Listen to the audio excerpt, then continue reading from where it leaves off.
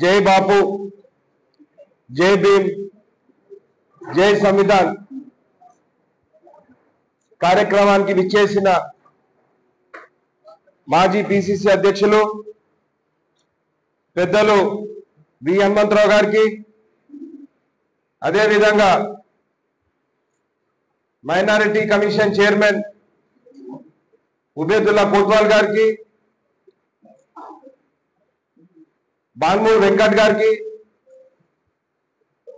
OBC chairman నూతి శ్రీకాంత్ గారికి, మెట్టు సాయి కుమార్ గారికి, అదేవిధంగా పెద్దలు నా సోదరులు ఫిరోజ్ ఖాన్ గారికి, ఉస్మాన్ అల్-అజ్రీ గారికి, విజయారెడ్డి గారికి, కైలాష్ అన్న గారికి, పవన్ మల్లాది గారికి, విజయ్ గారికి, నాతో ఇన్ని రోజులు కాంగ్రెస్ పార్టీ జెండా మోస్తూ నా వెన్నువెంటూ నిలిచిన సోదరులందరూ కూడా పేరు పేరున నమస్కారాలు తెలియజేస్తూ, ఈరోజు ఏఐసిసి ఆదేశాలతోటి మన కాంగ్రెస్ ప్రెసిడెంట్ ఖర్గే గారు, మన leader of the opposition parliament Rahul Gandhi గారు ఈరోజు ఈ కార్యక్రమాన్ని మన ముందుకు తీసుకొచ్చినారు. ఎందుకంటే ఏ విధంగానైతే పార్లమెంట్ సాక్షిగా అమిత్ షా గారు ఈ రాజ్యాంగాన్ని అవహేళన చేస్తున్నప్పుడు ఆ రోజు మన నాయకుడు రాహుల్ గాంధీ గారు ఒకటే మాట చెప్పింది, ఇది మన చేతుల్లో ఉన్నంత వరకు మన దేశానికి కానీ మనకు కానీ రక్షణ ఉంటది, దీన్ని కాపాడుకున్న బాధ్యత మన 140 కోట్ల జనాభాల ప్రజలందరి చేతుల్లో ఉంది. కాబట్టి ఆ రోజు రాహుల్ గాంధీ గారు ఒకటే మాట చెప్పిండ్రు, సంవిధాన్ని మనం రక్షించుకోవాల్సిన అవసరం ఉన్నది. ఈ బీజేపీ వాళ్ళు ఈ రాజ్యాంగాన్ని మార్చే విధంగా వాళ్ళు అడుగులేస్తున్నారు, దీన్ని మనం అడ్డుకోవాల్సిన అవసరం ఉంది, దీన్ని కాపాడుకోవాల్సిన అవసరం ఉందని చెప్పేసి ఆ రోజు మన నాయకుడు రాహుల్ గాంధీ గారు పదే ప్రతి మీటింగ్లలో కూడా రాహుల్ గాంధీ గారు ప్రస్తావిస్తున్నారు. మీకు అందరు కూడా ఒక విషయం, రాజ్యాంగం ఎట్లా నిర్మించిందనే దాని మీద మీకు 2 విషయాలు చెప్పదలుచుకున్నాను.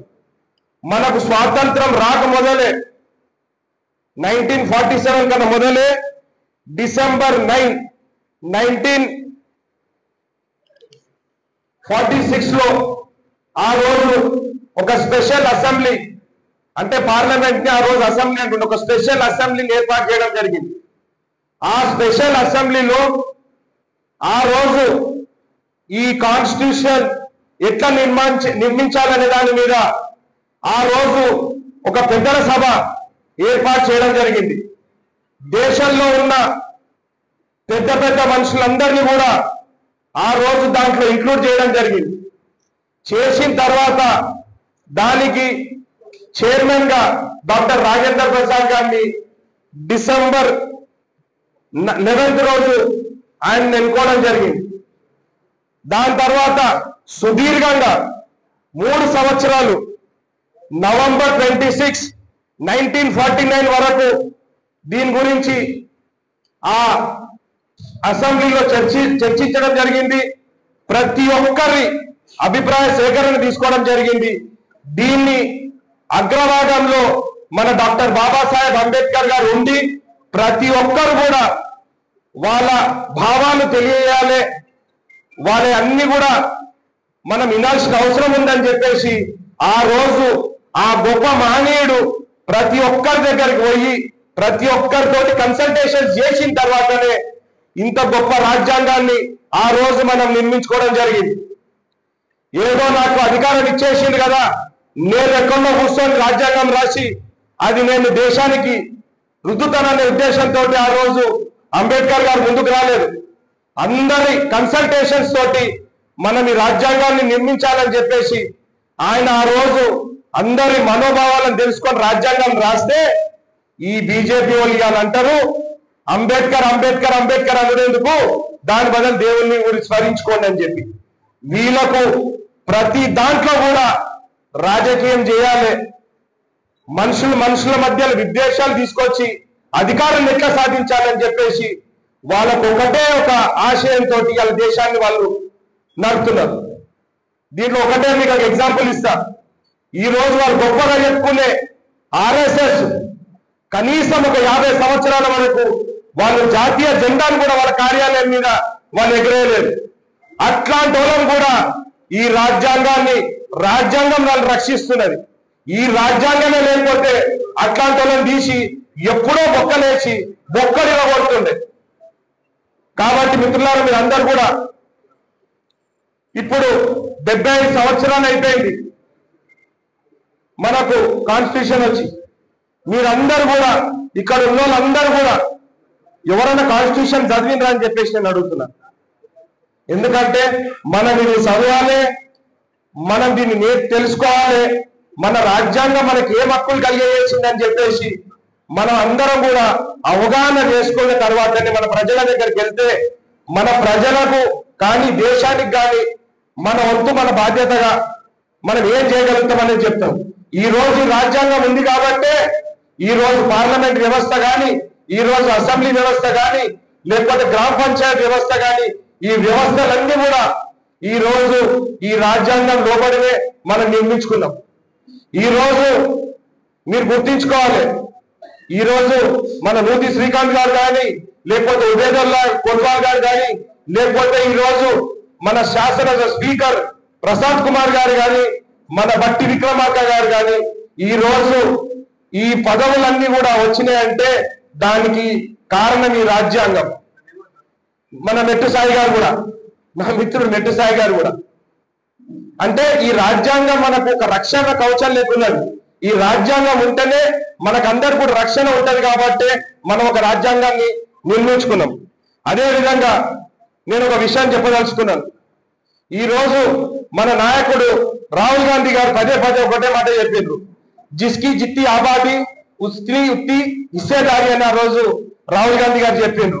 ఎందుకంటే 140 కోట్ల జనాభాలో ఎవరికి ఎంత భాగస్వామ్యం ఉండాలనేది మనం ఒక క్యాస్ట్ సెన్సస్ చేస్తే బయటపడుతుందని చెప్పేసి ఆ రోజు రాహుల్ గాంధీ గారు క్లియర్ గా చెప్తే ఈ బీజేపీ నాయకులకు కానీ, ఈ ప్రధానమంత్రి మోడీకి కానీ ఎవ్వరు కూడా ధైర్యం లేదు. ఆ ధైర్యం, ఆ సాహసం మన ముఖ్యమంత్రి రేవంత్ రెడ్డి గారికి ఒక్కరికే ఉంది. ఎందుకంటే రాహుల్ గాంధీ గారు ఏ విధంగానైతే మనకు చెప్పిండ్రో మన క్యాస్ట్ సెన్సస్ చేయాల్సిందే, ఎవరికి ఎంత దాంట్లో సెన్సస్ ప్రకారం వాళ్ళకి ఎంత పర్సెంటేజ్ ఉందో అంత రిజర్వేషన్స్ కల్పించాల్సింది అని చెప్పేసి ఏ విధంగానైతే రాహుల్ గాంధీ గారు చెప్పిండ్రో ఆ ధైర్యంతో, ఆ స్ఫూర్తితోటి మన ముఖ్యమంత్రి రేవంత్ రెడ్డి గారు దాన్ని క్యాస్ట్ సెన్సస్ చేసి అసెంబ్లీలో చట్టం కూడా చేసింది. ఇది మనం ప్రజల్లోకి తీసుకుపోవడానికి కూడా మనం అందరం కూడా ఒక అడుగు వెనకే ఉన్నాం. ఎందుకంటే ఈ క్యాస్ట్ సెన్సస్ అనేది ఒక్కసారి ప్రజలలో పోతే ప్రజలకు కూడా తెలుస్తుంది మన ప్రభుత్వం వాళ్ళ కోసం ఏం చేస్తుందనేది. వాళ్ళకి ఆ రిజర్వేషన్స్ వచ్చిన తర్వాత వాళ్ళకు ఉద్యోగాలలో కానీ, రాజకీయ పరంగా కానీ, ఏ విధంగానైనా కానీ కూడా వాళ్ళకు వెసులుబాటు ఉంటుందని చెప్పేసి మనం అందరం కూడా ప్రజలకు తీసుకోవాల్సిన అవసరం కూడా ఉన్నది. ఇంకో విధంగా మిత్రులారా, ఇప్పటి వరకు వక్తలందరూ కూడా మాట్లాడడం జరిగింది. వాళ్ళు చాలా సలహా సూచనలు ఇచ్చిండ్రు.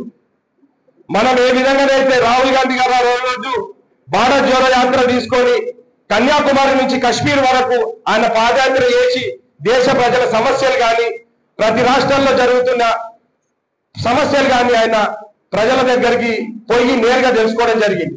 దాని స్ఫూర్తి తీసుకొని మనం హాత్ సే హాత్ జోడో యాత్ర తీసుకొని మనం ఇంటింటికి పోయినాం. మన కరపత్రాలు ఇచ్చినాం, మన రాహుల్ గాంధీ గారి సందేశాన్ని ఇచ్చినాం. అదే విధంగా ఈ రోజు ఈ జై బాపు, జై భీమ్, జై సంవిధాన్ కూడా మన ప్రజల దగ్గరికి తీసుకోవాల్సిన అవసరం ఉన్నది. ఎందుకంటే ఈ రోజు దాంతో పాటు మన రాష్ట్ర ప్రభుత్వం రేవంత్ రెడ్డి గారి నాయకత్వంలో, మహేష్ కుమార్ గారి ఆధ్వర్యంలో మనం కాంగ్రెస్ పార్టీ ఆ రోజు చేసిన వాగ్దానాలన్నింటిలో కూడా మన ముఖ్యమంత్రి గారు వచ్చిన 2 రోజుల్లోనే మహిళలకు ఫ్రీ బస్సు, అదే విధంగా ఆ రోజు మహిళలకు వంట గ్యాస్ 500 రూపాయలకే 200 యూనిట్ల కరెంటు, రాజీవ్ ఆరోగ్యశ్రీ కింద 10 లక్షల రూపాయలు, ఈ రోజు విద్యార్థులకు 57,450 ఉద్యోగాలు కూడా మనం ఇవ్వడం జరిగింది. మనము రైతులకు రుణమాఫీ చేస్తామని చెప్పేసి ఆ రోజు కేసీఆర్ 1,00,000 రూపాయలు చేస్తా అని చెప్పి 10 సంవత్సరాల వరకు ఆ హామీని కూడా పక్కదోవ పెట్టి ఆ 10 సంవత్సరాల రాజ్యాంగం లేదు. మనం ఆ రోజు ప్రశ్నించినాం, ఈ రోజు మన ప్రజలకు చెప్పుకోవట్లేదు. మనం ఇచ్చిన 2 లక్షల రూపాయలు మన ప్రజల దగ్గర పోవాలి, చెప్పాలి. కాంగ్రెస్ ప్రభుత్వం నుంచి మేము సర్కారులకు వచ్చిన తర్వాత 11 నెలల్లో మనం ఏమేమైతే వాగ్దానాలు చేసినామో అవన్నీ కూడా మేము చేసినట్టు చెప్పాలి, చెయ్యని కూడా చేయబోతున్నామని చెప్పి ధైర్యంగా చెప్పాల్సిన అవసరం మన దగ్గర ఉన్నది. కాబట్టి మిత్రులారా, నేను ఒక విషయం చెప్తున్నాను, మనము మళ్ళా రానున్న రోజుల్లో మన లోకల్ బాడీ ఎలక్షన్స్ కూడా వస్తున్నాయి. దాంట్లో మీరందరూ కూడా ప్రజలతోటి కలిసి మీ డివిజన్లలో కానీ మీ వార్డులలో కానీ మీరు తిరిగి మనకి ఈ కార్యక్రమాన్ని తీసుకపోతే ప్రజలతోటి మళ్ళా మనం ఒకసారి మమేకమయ్యే అవకాశం వచ్చింది. కాబట్టి వాళ్ళు ఏమన్నా ప్రశ్నించినా కానీ కూడా మీరు ఓర్పుతోటి మేము చేసిన కార్యక్రమాలు ఇవి, మేము చేయబోయే కార్యక్రమాలు ఇవి. 10 సంవత్సరాలలో కేసీఆర్ రేషన్ కార్డు ఊసెత్తలే. మన ముఖ్యమంత్రి గారు వచ్చిన తర్వాత ఉత్తమ్ కుమార్ రెడ్డి గారి నేతృత్వంలో ఈ రోజు రేషన్ కార్డులు కూడా మేము అందరికి ఇస్తామని చెప్పి ధైర్యంగా మనం ముందుకొచ్చి చెప్తున్నాం. ఇస్తాం కూడా బరాబర్. ముఖ్యమంత్రి గారు ఏ మాట అయితే చెప్తున్నారో ఆ మాట జవదాటకుండా కూడా ఆయన చేస్తున్నాడు. ఆర్థిక కష్టాలు ఉన్నా కానీ కూడా పదే మనం చెప్తున్నాం, ఆయన కేసీఆర్ 7 లక్షల కోట్లు అప్పు చేసినా కానీ కూడా మనం అప్పును కూడా తగ్గించి అదే విధంగా కూడా మనము ఈ కార్యక్రమాలన్నీ కూడా మనం ముందుకు తీసుకోబోతున్నాం. అంటే మన ముఖ్యమంత్రి గారు కానీ మన మంత్రివర్గం కానీ మన నాయకులందరూ కానీ ఎంత కష్టపడి పనిచేస్తున్నారు అనేది కూడా మీరు కూడా తెలుసుకోవాల్సిన అవసరం ఉన్నది. అదే విధంగా ఈ రోజు మనం ఇన్ని మంచి కార్యక్రమాలు చేసినా కానీ కూడా కొంతమంది లక్కొర్నా కొడుకులు టీఆర్ఎస్ ఉన్నోళ్ళు ఒక 4-5 కలిసి సోషల్ మీడియాలో మన ముఖ్యమంత్రి గారు కానీ మన కాంగ్రెస్ పార్టీ గురించి కూడా చాలా మాట్లాడుతున్నారు. మీరందరూ కూడా కాంగ్రెస్ పార్టీ సైనికులు. మనకు అధికారం లేనప్పుడు 4 సంవత్సరాల నుంచి మీరందరూ కూడా మన ముఖ్యమంత్రి రేవంత్ రెడ్డి గారితో ఎంత కష్టపడి పోరాడినామో మీరందరూ కూడా ఆ పోరాట స్ఫూర్తిని మర్చిపోవద్దని చెప్పి నేను విజ్ఞప్తి చేస్తున్నా. ఈ రోజు మన నాయకులు ఒక మాట అంటే కూడా మన మానాభిమానాన్ని మన గౌరవాన్ని వాళ్ళు అవమానం చేస్తుంటే మీరందరూ కూడా మీ సోషల్ మీడియాలో వచ్చి మీరందరూ కూడా వాళ్ళని ఎదుర్కోవాల్సిన అవసరం ఉన్నది. ఏం తప్పు చేసి ముఖ్యమంత్రి గారు 12 నెలలలో రైతు రుణమాఫీ చేయడం తప్ప, లేకపోతే మహిళలకు ఫ్రీ బస్ పాస్ ఇవ్వడం తప్ప, లేకపోతే 500 రూపాయల గ్యాస్ సిలిండర్ ఇవ్వడం తప్ప, లేకపోతే 200 యూనిట్ కరెంట్ ఇవ్వడం తప్ప, లేకపోతే ఆరోగ్యశ్రీ 10 లక్షలు ఇవ్వడం తప్ప మీరందరూ కూడా వాళ్ళని ప్రశ్నించాల్సిన అవసరం ఉన్నది. మీ వాడవాడల్లో మీ బీజేపీ వాళ్ళు కానీ టీఆర్ఎస్ వాళ్ళు కానీ ఎవరైనా వచ్చినా కానీ మీరు ఎదుర్కోవాల్సిన అవసరం ఉన్నది. నరేంద్ర మోడీ 15 లక్షల రూపాయలు మీ అకౌంట్లలో ఇస్తాడు. వేసిండా 11 సంవత్సరాల నుంచి అని నేను అడుగుతున్నాను. ముఖ్యమంత్రి గారు సంవత్సరం లోపల 2 లక్షల రూపాయల రుణమాఫీ చేస్తా అన్నాడు, బరాబర్ చేసి చూపించాడు. ఎందుకు మనం మాట్లాడతలేము? కాబట్టి రానున్న రోజుల్లో కూడా వాళ్ళు అబద్ధంతో పోరాడదాం అనుకుంటున్నారు. మనం చేసిన కార్యక్రమాలతోటి మనం ఈ కార్యక్రమాన్ని ముందు పెట్టి మనం ముందుకు పోవాల్సిన అవసరం ఉన్నది. ఎందుకంటే లోకల్ బాడీ ఎలక్షన్స్ లో ఎవరో నాకు రోహిన్ రెడ్డి పరిచయం ఉందో లేకపోతే ఫిరోజ్ భాయ్ పరిచయం ఉందో నా టికెట్లు వస్తాయంటే రావు. ఎవరైతే క్యాండిడేట్లు కాన్స్టిట్యున్సీలో కానీ లేకపోతే డివిజన్లలో కానీ వాళ్ళు కష్టపడి పనిచేస్తేనే వాళ్ళకి ఈసారి టికెట్లు వస్తాయి. ఎందుకంటే ఇప్పటి నుంచి మనం ఏదో అధికారం వచ్చింది, మనం అధికారాన్ని ఎంజాయ్ చేద్దామని చెప్పి మనం ఇంట్లో అనుకోలేదు. 10 సంవత్సరాలు కొట్లాడినాం. పోలీసులు వచ్చి మన ఇంట్లోకి ఈడ్చుకోబోతుండే మనల్ని. ఈ రోజు మనం వచ్చిన అధికారాన్ని మనం కాపాడుకోవాలంటే మనం అందరం కూడా కష్టపడాలి. కాబట్టి మిత్రులారా, నేను ఒకటే చెప్తున్నా, మనం అందరం కూడా మళ్ళీ ఏ స్ఫూర్తితోటే అప్పుడు పనిచేసినామో ఇప్పుడు కూడా అదే స్ఫూర్తితో పనిచేయాలి. ఇప్పుడు పెద్దలు మనకు చెప్పిండ్రు, ఈ జై భీమ్, జై బాపు, జై సంవిధానం మనం ఇంటింటికి తీసుకోపోవాలన్నారు. మనం అందరం కూడా ఇప్పుడు ఎండాకాలం ఎట్లా పోవాలని మన అందరి లోపల ఒక ఆలోచన ఉంటుంది. పొద్దున 2 గంటలు, సాయంత్రం 2 గంటలు వెళ్ళండి, అందరినీ కలిసినట్టు ఉంటది. మన ఈ కరపత్రాలు ఇచ్చినట్టు ఉంటది. మన ప్రజలతోటి వాళ్ళ సమస్యలు తెలుసుకోవడం జరుగుతుంది. అదే విధంగా మనం చేసిన సంక్షేమ పథకాలు కూడా ఏమేమి చేసినామని కూడా వాళ్ళకి చెప్పడం కూడా జరుగుతుంది. కాబట్టి మిత్రులారా, ఈ రోజు మనం పెద్దలు హనుమంతరావు గారిని చూసి మనం నేర్చుకోవాల్సిన అవసరం ఉంది. ఈ వయసులో కూడా ఆయన ఏ కార్యక్రమం చెప్పినా కానీ కూడా తూచా తప్పకుండా వస్తాడు, అది కూడా సమయానికి వస్తాడు. దీని మీద ఒక చిన్న ఎగ్జాంపుల్ ఇస్తాను నేను. మొన్న చెన్నైలో డీలిమిటేషన్ మీటింగ్ అయింది. ఆ డీలిమిటేషన్ మీటింగ్ లో సౌత్ ఇండియా ముఖ్యమంత్రులు, డిప్యూటీ సీఎంలు, పిసిసి ప్రెసిడెంట్లు అందరూ వచ్చింది. మన ఇన్ఛార్జ్ మన విశ్వనాథన్ గారు ఆ మీటింగ్ కొంచెం లేట్ వచ్చింది. వచ్చిన తర్వాత ఆయన అడగడం జరిగింది, ఎందుకు లేట్ వచ్చిందని అంటే, నేను హనుమంతరావు గారు మన ఉప్పల్ స్టేడియంలో రాజీవ్ గాంధీ గారి స్టాచ్యూని ఇనాగ్రేషన్ చేయాలని చెప్పి పట్టుబడితే అక్కడ ఆ కార్యక్రమానికి పోయి నాకు రాత్రి ఫ్లైట్ దొరకక పొద్దున్నే వచ్చిన, అందుకే లేట్ అయిందని చెప్పాను. ఆ రోజు ముఖ్యమంత్రి గారు ఒకటే చెప్పింది, హనుమంతరావు గారిని చూసుకొని నేర్చుకోవాల్సిన చాలా ఉన్నాయి మన దగ్గర. ఆయన ఈ వయసులో కూడా ప్రతిరోజు 8 గంటలకు తయారై కూర్చుంటే ప్రజలకు అందుబాటులో ఉంటారు. కాబట్టి మిత్రులారా, మనము ఇవన్నీ కూడా మనం దృష్టిలో పెట్టుకోవాలి. మనం ఎంత పెద్దగైనా మనం కాదు, ఎంత పెద్దగైనా కానీ ఒదిగుండాల్సిందిగా ఈ హనుమంతరావు గారిని చూసి నేర్చుకోవడం. ఈరోజు మనము మహేష్ అన్న గురించి మీరందరూ కూడా తెలుసు.